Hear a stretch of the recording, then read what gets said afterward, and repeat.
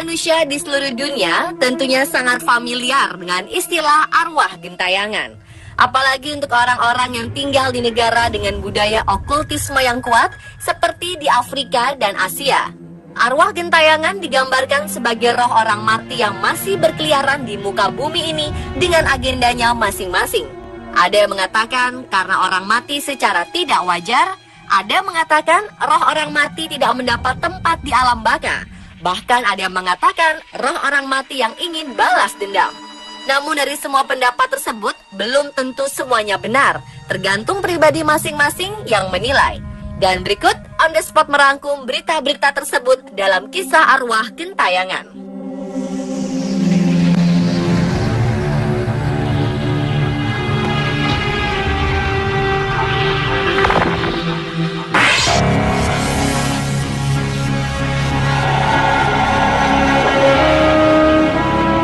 Seorang gadis cantik dari negeri Gajah Putih Thailand, Anna Hambawaris, terlibat tabrakan maut yang menewaskan seorang polisi.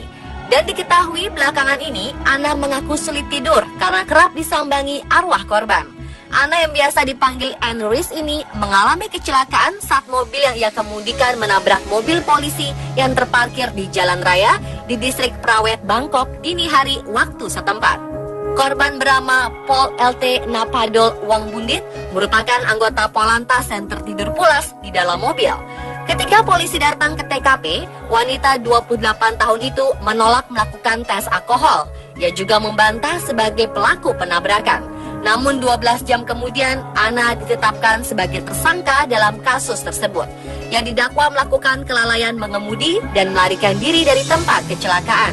Saat Anna menghadiri upacara kremasi korban, salah seorang pelayat mengalami kesurupan dan arwah yang merasukinya mengaku sebagai polisi yang tewas dan menyerukan nama Anna.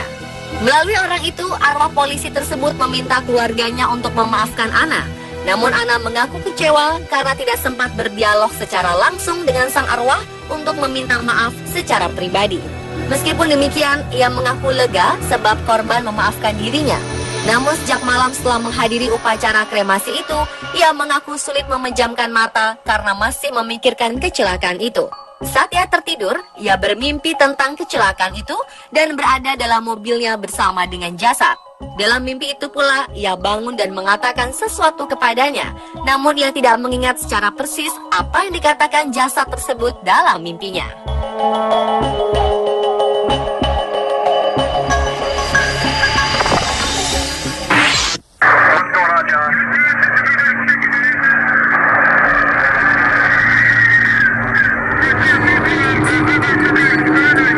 Another clear sign that the screaming was put in later was the fact. Video ini telah didapat dari manajemen keamanan hotel yang saat itu sedang menonton rekaman CCTV tersebut pada 14 September 2003 di Hotel Wingate di Illinois, Amerika Serikat. Suaranya terdengar pada latar belakang rekaman. Menurutnya hal tersebut bermula saat orang-orang yang menginap di hotel mulai menyatakan keluhan padanya karena kerap kali mendengar kebisingan berupa suara menjerit keras yang datang dari lantai 2, terutama mengarah pada kamar 209. Tidak ada yang mengetahui asal dari suara tersebut. Namun setelah diperiksa lebih lanjut, mereka menemukan bahwa selama bertahun-tahun beberapa keluhan dari suara-suara aneh tersebut memang datang dari kamar nomor 209. Saat melakukan penyelidikan, terdapat rekaman yang menunjukkan seorang karyawan Wingate Hotel yang memasuki ruang kosong dengan jeritan menyedihkan tersebut berasal. Sang manajer yang terdengar beradu pendapat dengan karyawan yang memeriksa, mendesaknya untuk menunggu hingga polisi tiba, namun ia tetap menyelidikinya. Lalu sosok bayangan putih kemudian terlihat pada kamera CCTV, terlihat meninggalkan ruangan dan berjalan menyusuri lorong. Dan pada saat memasuki ruangan, pria itu menemukan furnitur yang terbalik dan karpet yang sobek di dalam kamar, namun tidak menemukan adanya seseorang di sana.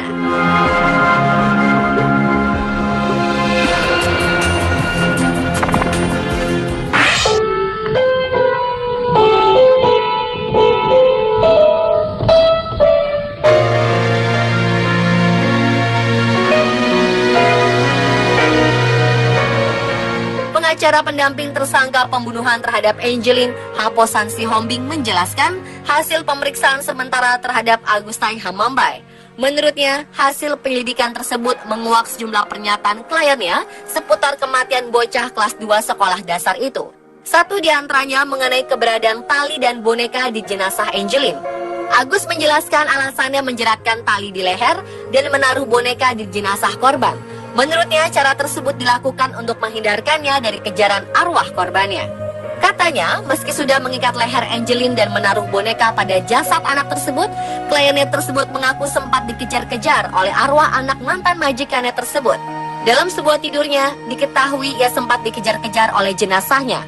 Selain itu, ternyata ada juga kejadian aneh yang dialami oleh sejumlah petugas polisi yang berjaga malam di rumah tempat jenazah ditemukan. Menurut pengakuan mereka, hal-hal aneh yang terjadi salah satunya adalah adanya suara anak kecil yang sedang bernyanyi. Hal tersebut terjadi pada malam kedua setelah jasad Angelin ditemukan. Sekitar pukul 4 waktu Indonesia Tengah, jalanan benar-benar sepi. Bahkan tak satu pun kendaraan yang melintas. Menurutnya, tiba-tiba bulu kuduk yang merinding saat mendengar air sungai mengalir deras. Ia mengira ada air bah, tetapi saat menoleh ke sungai depan rumah Angelin, air justru tenang tak mengalir. Lalu yang membuatnya sedikit terkejut dan diliputi rasa takut adalah saat melihat salah satu boneka yang diberikan oleh warga di antara tumpukan bunga-bunga di depan rumah mendadak bergerak sendiri. Hal itu juga diakui oleh rekannya. Ia juga mendengar langkah anak kecil sedang meloncat-loncat. Setelah kejadian itu, polisi mengaku saat tidur di rumahnya, ia bermimpi didatangi Angelin.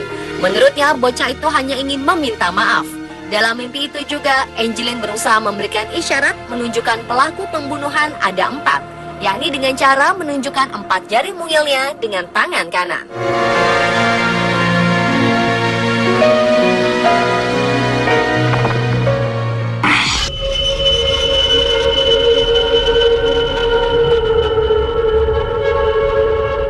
Pasca tewasnya Siska Yofi di Jalan Cipedes Tengah, Kecamatan Sukajadi, Bandung, pada 5 Agustus 2013, kisah mistik pun bermunculan dan menjadi buah bibir di kalangan warga sekitar.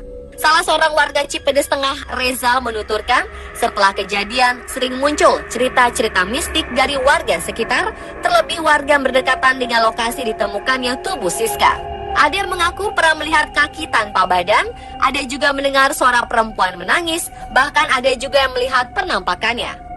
Bahkan Reza menambahkan bau amis dari darah korban masih tercium hingga 3 hari setelah kejadian. Reza ikut menggotong jasad Siska pun merasa selalu diikuti oleh arwah korban. Tidak sampai di situ, Reza pun sempat sakit beberapa saat setelah kejadian. Di tempat yang sama, kakak Reza, Ade, mengaku sempat tak sadarkan diri sesaat setelah melihat tubuh korban yang banyak darah. Setelah melihat tubuh korban, ia pun lekas pulang dan saat sedang menyusui anaknya, tiba-tiba ia tak sadarkan diri dan menurut pengakuan suaminya, ia seperti orang yang sedang mengobrol. Di saat tak sadarkan diri itu, Ade merasa kesakitan dan tak bisa bergerak. Dan secara tiba-tiba, ada bisikan ke arah telinganya yang menanyakan sesuatu seperti bertanya mengapa tidak menolongnya. Lalu suara bisikan tersebut berubah menjadi tangisan.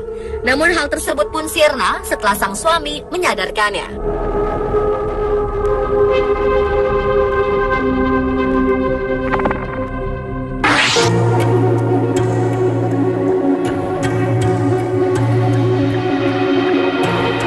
Orang tua korban bocah mutilasi Baikuni alias Babe meminta jenazah anaknya Ardiansyah dikembalikan agar bisa segera dimakamkan secara layak. Jenazah yang masih berada di tangan polisi untuk diperiksa diminta sang ibu kandung Nur Hamidah dan ia pun melaporkannya kepada Komnas Perlindungan Anak. Menurut Nur Hamidah, jenazah anaknya itu sudah berada di Rumah Sakit Polri Kramat Jati sejak Jumat 8 Januari lalu. Namun hingga beberapa hari setelahnya, polisi belum jua mengembalikan jenazah anaknya itu. Kepada Sekjen Komnas Perlindungan Anak, Aris Merdeka Sirait, ibu korban mutilasi itu mengaku sudah berulang kali didatangi oleh arwah Ardiansyah. Untuk itu ia sangat berharap Komnas Perlindungan Anak mendesak polisi agar segera mengembalikan jenazah anaknya. Seperti diketahui, Ardiansyah dipotong-potong oleh tersangka Babe di kawasan Pulau Gadung dan mayatnya ditemukan di proyek banjir Kanal Timur, Jalan Raya Bekasi, dibungkus di dalam kardus minuman mineral.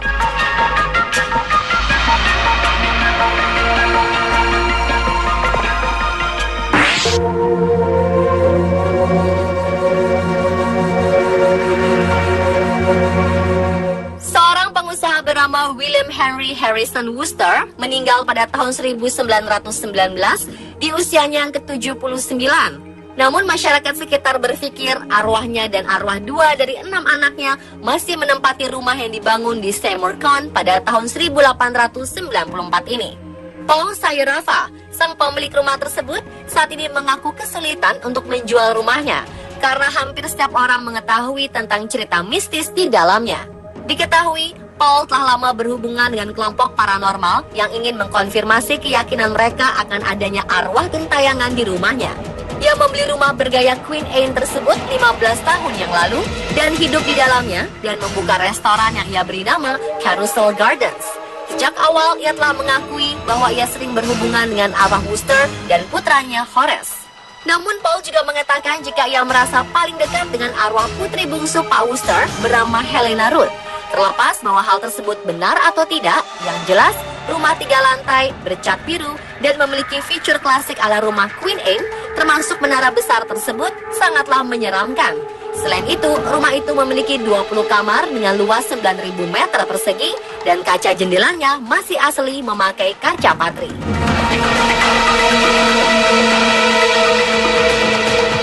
Dan pemirsa, itulah kisah arwah gentayangan versi on the spot.